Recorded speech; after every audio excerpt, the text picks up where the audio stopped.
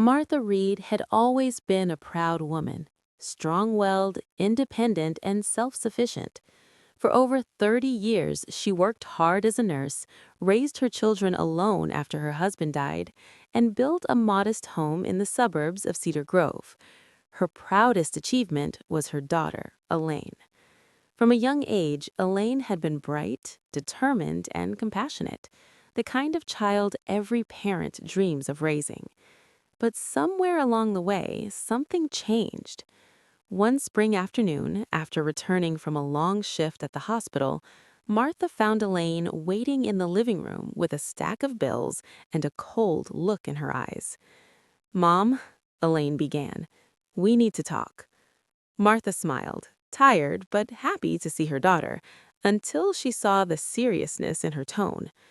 "I'm done paying for everything. I'm tired of supporting everyone.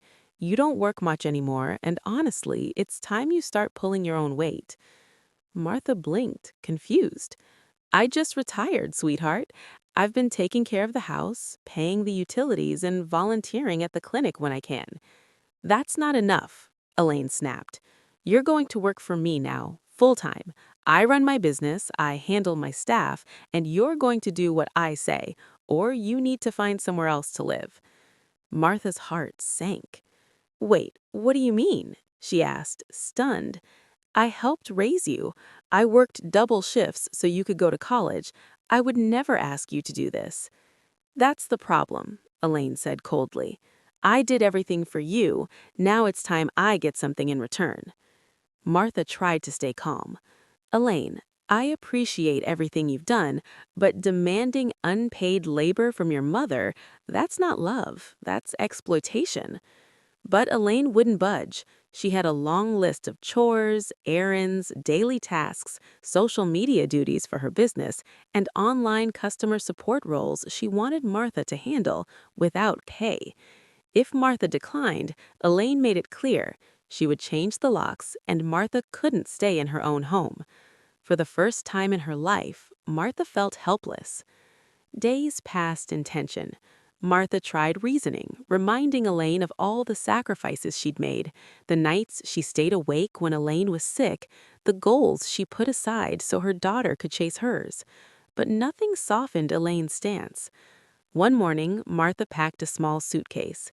She walked to the porch, looked at her home, the same home she had paid for and maintained for years, and sighed. Then she walked out the door. She didn't know where she was going, but she knew one thing. She couldn't stay in a place where love was measured in chores and respect came with conditions. Martha ended up in a small rental apartment downtown. It wasn't luxurious, but it was hers. She found part-time work at a community center teaching CPR and first aid. She made friends. She smiled more than she had in months. Meanwhile, Elaine called occasionally, her tone polite but distant, like she was checking off a task on a list. Weeks later, Elaine stopped by. She found Martha in the garden outside her apartment, watering flowers. "Hi, Mom," Elaine said awkwardly. Martha put down the watering can. "Hello, Elaine." There was a long pause. I, I've been thinking," slowly Elaine said. "Maybe I was wrong. I just thought you should do more. But I pushed too hard." Martha looked at her daughter, not with anger, but with compassion. "Elaine, love isn't a debt, and respect isn't something you can demand. It has to be earned and freely given." Elaine nodded, tears in her eyes. "I'm sorry. I didn't realize what I was doing." Martha smiled and stepped forward, offering a hug. Elaine hesitated, then accepted.